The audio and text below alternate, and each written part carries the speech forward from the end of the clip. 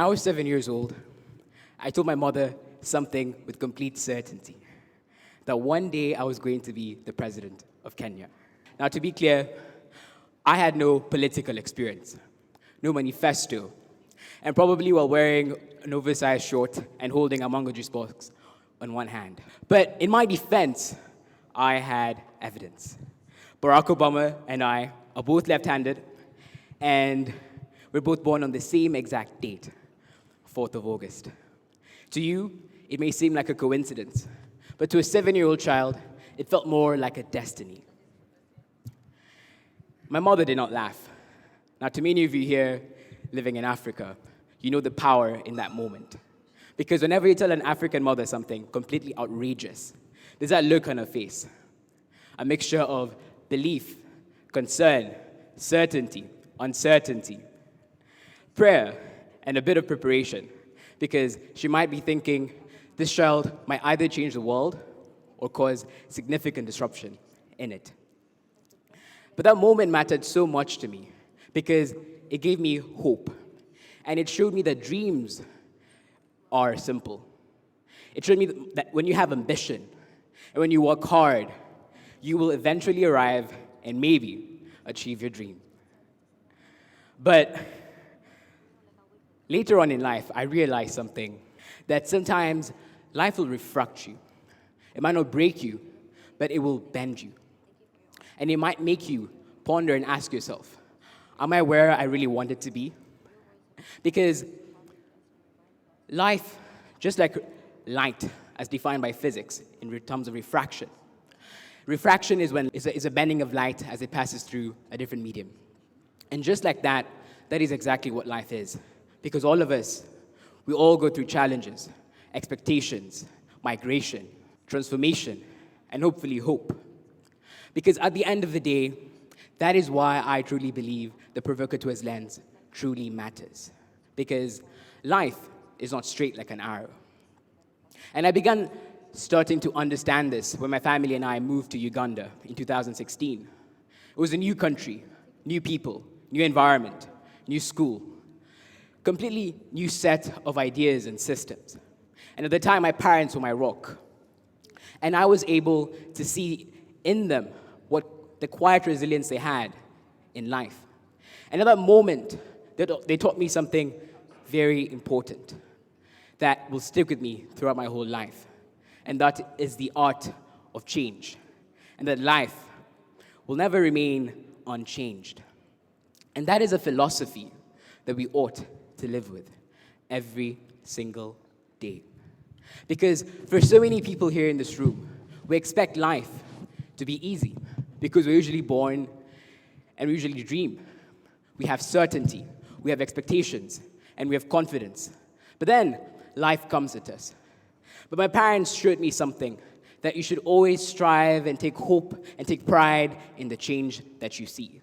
Because one day you'll be the change that you seek. And that defined who I wanted to become and who I wanted to be.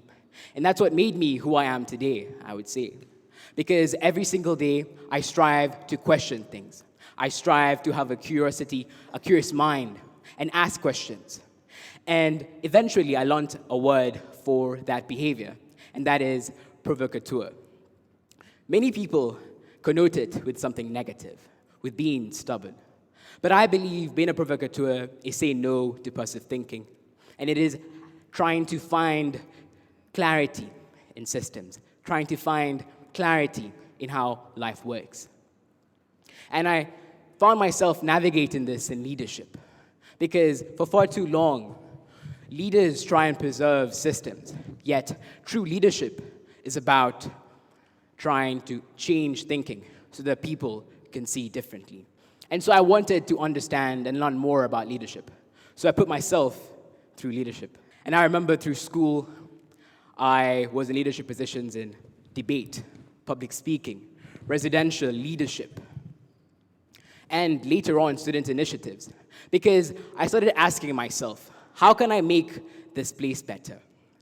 And that soon led me to run for president in the Student Representative Council. And I was extremely confident that I could win.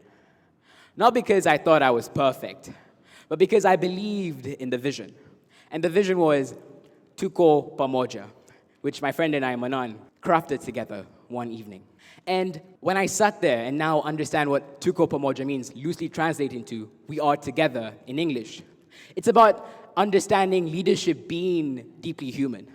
It's about wanting to live with people through life's contradictions, through life's struggles and weaknesses and challenges, and trying to create proper solutions towards those problems.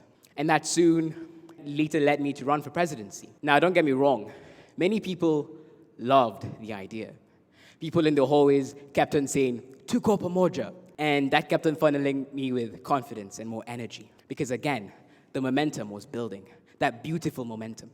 People I barely knew came up to me and started giving me suggestions as to how we can make the school better. I felt tangible power as to how we can build a better school community. But then, election day arrived. I remember the day very well. It was 7:40 a.m. in the morning. It was 26 degrees centigrade in the amphitheater. I was there sitting down, calm. But my mind was racing down 1,000 miles an hour, asking myself, this is it, preparing myself to be president. But to my surprise, my name was not called. But at that time, I did not understand how to feel. It is quite funny how everyone moves on, but life starts to become rather slow when it's sad. And I remember asking myself numerous questions. Was I good enough? Was I dreaming too loudly? Or was I believing too deeply? And in between those thoughts, I started reflecting and understanding what true leadership is.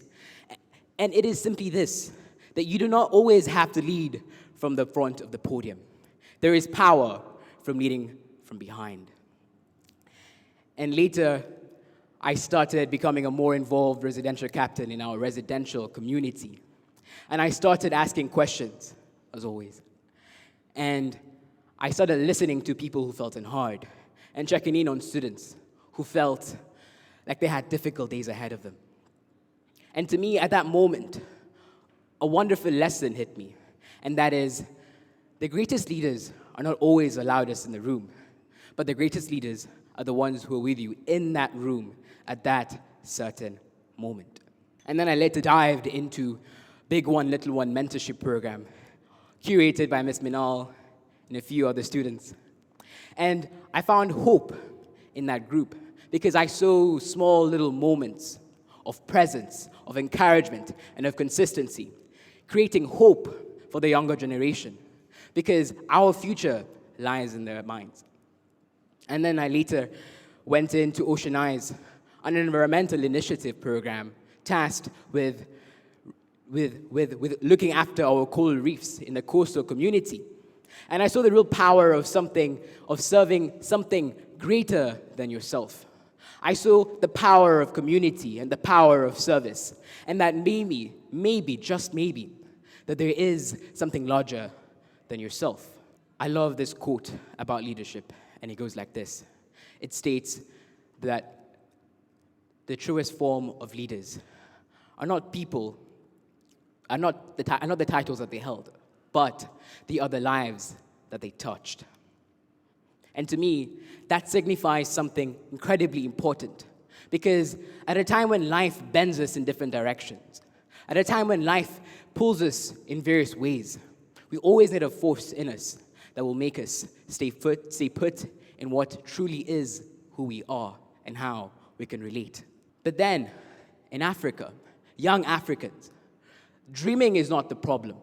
Because we all wake up one day and we dream big. The problem is sustaining that hope in a continent fueled with extraordinary barriers, yet we have extraordinary brilliance. Barriers such as corruption, limited opportunity, lack of accountability from leaders both in public sector and private sector, and a failed democratic system. That is the harsh reality we live in. But other Africans too face a bigger burden, and that is the burden of representation.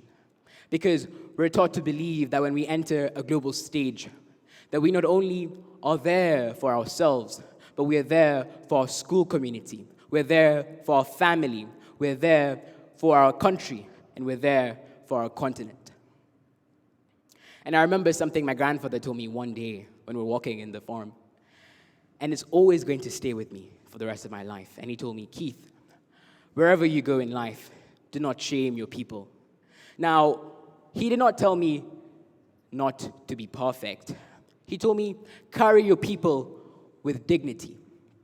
Because in the world we live in, we recognize achievements. Achievements are very visible, but there is an invisible village that is behind of you. And mine is McQueenie on Iveti Hills. That village of yours prays for you, supports you, loves you, corrects you, and comforts you. And to me, I was tested when I was nominated for a merit-based scholarship in the United States, one of the most prestigious in the world, where I was nominated for one. And I remember my school year, I was taken to the States for an interview at a prestigious college. To me, what I was carrying was not only hope, but I was carrying possibility for a continent of sharp individuals, of a continent which brilliance isn't seen enough. And in that moment, at that time, I felt deep pride in representing my community, my village. Now, don't get me wrong, I did not win the scholarship, but it taught me invaluable lessons that I cannot buy, simply priceless. And that is, you always have to take bold steps. You always have to take bold risks and steps of yourself. Always. You're the only person here representing who you are. So speak up and say how you feel and say your opinion. Because life only rewards the courageous, not the people afraid to be seen. But then life pulled me in a completely different direction, where I was selected as an African recipient for a global scholarship at a top 35 university in the world. Now, to me, that success does not define who I am. What defines who I am is the becoming. It is the journey from the dream to the outcome. It is the uncertainties, the sleepless nights, the disbeliefs, the preparations. That is what truly defines individuals. And we have to remember that whoever you are and whatever you aspire to be, life will never be fixated. Your identity will never be fixated.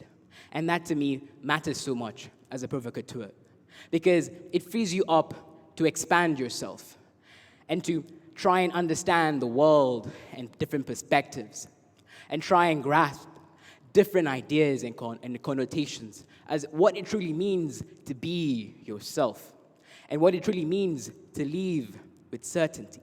Now, I am still that young child who told his mother he wants to be a president of Kenya. Maybe one day I will. Maybe one day I won't. But there is one thing I know that my younger self could not understand at the time, and that is people do not change simply because they are bent in a different direction. And your purpose is not linear. Your purpose is as complex as it can be, because we live in a society that leaves endless possibilities for us. So as I leave this stage, I want all of us to understand something, and that is that we all have hope. We all can change something. And that just like light, it doesn't dim. It is never broken. It simply refracts. And so do you. So believe in yourself.